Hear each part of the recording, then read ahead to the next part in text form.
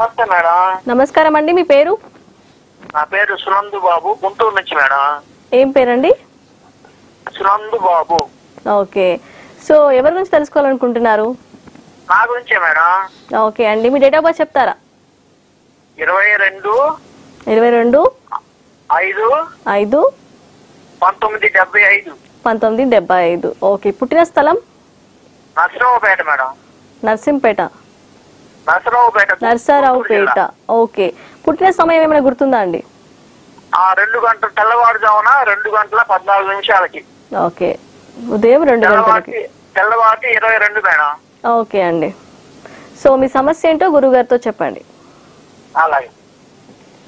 నమస్తే గురువు గారు. సాయిరామండి, ఈశ్వరానుగ్రహ ఫల సిద్ధిరస్తు. చెప్పండి, మీ సందేహం ఏంటి? నా ఉద్యోగం సమస్య సార్. నాకు నేను గవర్నమెంట్ జాబ్ చేస్తుంటే కొద్దిగా ఆరోగ్యం బాగాలేక డ్యూటీకి పోలేదండి. ఓకే, అది టెర్మినేట్ అయ్యింది. ఆహా, దాన్ని మళ్ళీ ట్రై చేసుకుంటున్నాము. సంతోషం. అది అవుతుందా కాదా తెలుసుకుందామని.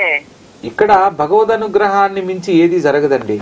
ఇప్పుడు మనుషుల వల్ల మీరు ఏదైనా ముందు వెనక మంచి జరగవచ్చు, జరగకపోవచ్చు, ఇలాంటివి జరగడానికి అవకాశం ఉంటుంది. కానీ భగవంతుని అనుగ్రహంతో ఆలస్యమైన సత్ఫలితాలే పొందడానికి అవకాశం ఉంటుంది. మీరు ప్రత్యేకంగా ప్రతి నెలలో సూర్య భగవంతుడు ఒక రాశి నుంచి మరొక రాశిలోకి మారే కాలం ఉంటుంది.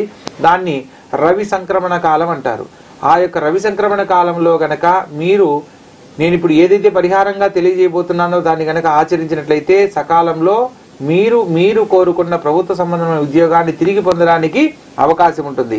అందుకు మీరు చేయవలసిందల్లా ఒక అరచేయి పరిమాణంలో సరిపోయే ఒక చిన్న మట్టి పాత్ర, అంటే మట్టి కుండ లాంటిది తీసుకోండి. అందులో తెల్ల నువ్వులు, బెల్లం కలిపిన మిశ్రమాన్ని అందులో ఉంచి ఒక రావి చెట్టు సమీపానికి ఆ యొక్క కుండను తీసుకుని వెళ్ళి కొయ్యకుండా రాలిపడిన రావి ఆకును దాని మీద మూతలాగా పెట్టాలి. ఈ యొక్క చిన్న మట్టి పాత్రను చిన్న పాదులాగా తీసి భూమి లోపల స్థాపన చేయాలి.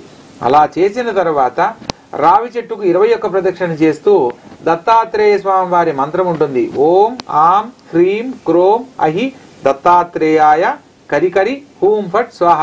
ఈ యొక్క మంత్రాన్ని చెబుతూ ప్రదక్షిణ చేసి మరలా తిరిగి ఇంటికి వచ్చిన తర్వాత స్నానానికి ఉపయోగించే నీటిలో కొద్దిగా కుంకుమ పువ్వు వేసుకొని ఆ నీటితో గనక స్నానం ఆచరించినట్లయితే అతి శీఘ్రముగా మీరు కోరుకున్న విధంగా మీరు చేస్తున్న ప్రభుత్వ సంబంధమైన ఉద్యోగంలో తిరిగి ఉద్యోగం పొందడానికి అవకాశం ఏర్పడుతుంది. మీకు ఏదైనా సందేహం ఉన్నట్లయితే కింద స్క్రోల్ అవుతున్న నా నెంబర్కు నేరుగా కాల్ చేసి తెలుసుకునే ప్రయత్నం చేయండి. తప్పకుండా వివరంగా తెలియజేస్తాను.